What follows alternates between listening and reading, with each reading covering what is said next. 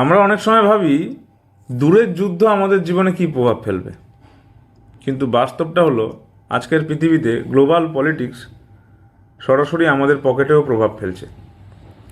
Iran এবং ইসরায়েলের মধ্যে বহুদিনের জিওপলিটিক্যাল একটা টেনশন চলছে। ইসরায়েল মনে করে ইরান তার নিউক্লিয়ার প্রোগ্রাম এর মাধ্যমে ভবিষ্যতে নিউক্লিয়ার ওয়েপন তৈরি করবে। ইসরায়েল ইরানকে নিউক্লিয়ার তৈরি করতে দিচ্ছে না।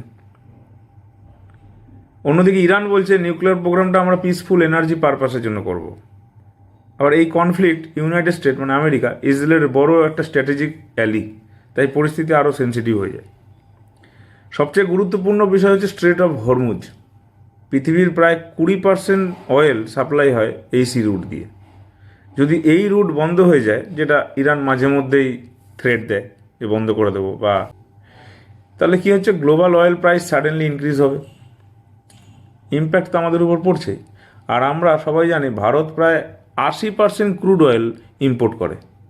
তাই মিডিল ইস্টের যুদ্ধে বাড়লে পেট্রোল প্রাইস, ট্রান্সপোর্ট কস্ট এবং ইনফ্লেশন সব কিছুতেই প্রভাব পড়বে। তাই আজকের পৃথিবীতে যুদ্ধ শুধু বন্দুক দিয়ে হয় না, ইকোনমি, পলিটিক্স এবং সাধারণ মানুষের দৈনন্দিন জীবনেও এটা প্রভাব পড়ে।